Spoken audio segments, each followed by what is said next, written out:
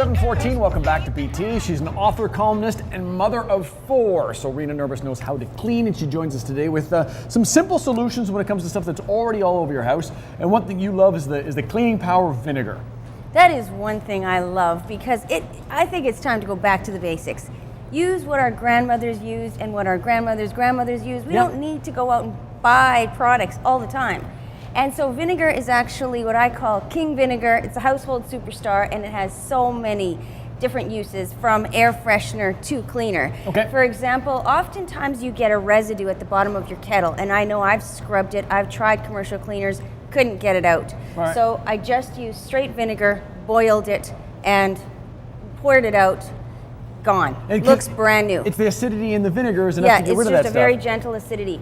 And there was a microbiologist working for Good Housekeeping magazine. She wanted to find out how well does vinegar actually clean. So she poured some vinegar onto grout that had mold on it, and they realized that 99% of the bacteria was gone, better than anyone had ever thought. With the stuff that's not only already in my house, it's cheaper usually than my cleaning products? Very cheap. How do I keep my house from smelling like French fries, though? Well, that's when you add essential oils. Essential oils can be bought at any grocery store, health food store. They come in all kinds of different scents. There's tea tree oil, rosewood, cinnamon, that's a really strong one. And they carry their own antiseptic properties. So if you add essential oils to vinegar, now you've got a really strong cleaner or air freshener. You can take a bottle of vinegar, open it up, put it behind your toilet even, and add some essential oils, and your whole bathroom will smell fresh. It absorbs odors, and it's just so cheap. And my guests and aren't easy walking to into the use. bathroom saying, hey, it's like a chip truck in here. Right, exactly. You won't smell the vinegar. You can put it into a rose bowl if you don't want to put the jug behind your toilet, and then it looks good. Just put some silk flowers in, looks great. Okay, awesome idea. But how about the mustard? How do we clean with mustard? Well, mustard is a deodorizer. So oftentimes we've had plastic containers for a long time. They start to smell stale. Put some mustard into the container and add water. Stick it in the sun for a few minutes, pour it out, and the smell is gone. Toothpaste works in the same way. All right. Do I scrub or just slop it in there? Slop it in, put the water in, let it soak. That's all you can do. No elbow grease. No.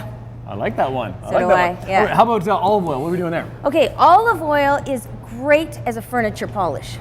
And when you use olive oil, just put it onto a soft cloth, wipe it along the grain, remove all the excess, and it doesn't attract dirt, dust, and grime like other oils, baby oil or mineral oil would attract dust. Right. This just seeps into whatever you're cleaning. So whether you're using it for wood or stainless steel, you can always use olive oil on your stainless steel, wipe it on, remove it, and then you don't need all these expensive cleaners. Makes a good shine. And this might be for your kids are all older now, but when my kids wouldn't stop licking and touching and tasting everything in the house, putting this on the furniture is not a bad idea. You won't ever have to worry about it. You know, I do want to mention, when you buy olive oil, just as a side tip, for cooking, then you always want to buy it in dark containers because light will damage the great properties of olive oil. That's why the expensive stuff comes in the fancy dark jar. Yeah, exactly. Gotcha. Okay, before we get to our challenge, we want to talk orange juice as well. You've got a pre-stained cloth and some OJ on it, so my kid slopped OJ on the white linen. How do I get that out? Whenever it comes to a fruit stain, what I like to do is take a pot, fill it half full with water, put the cloth over top of the pot, and then pour water through it.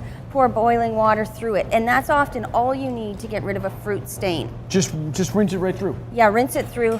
No detergents or anything at first. Really? Make sure when you are tackling a stain that you always check the stain before you put it in the dryer, because the heat of the dryer will set the stain and it makes it much more difficult to get out. Yeah, before you cook that stain in there, you want to make sure that it's out, and out. Well, we've got a challenge for you. We know you know your stuff. We've got a challenge for you coming up. We're going to step back to the set there and check out a 2-week-old orange juice stain that no one has been able to get out.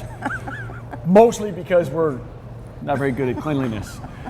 I'll do my best. We got that challenge coming up. You can follow Reena on breakfasttelevision.ca. All the links to the Facebook, Twitter, and her site are all on breakfasttelevision.ca. Going to take a break in the Orange Juice Challenge coming up on BT.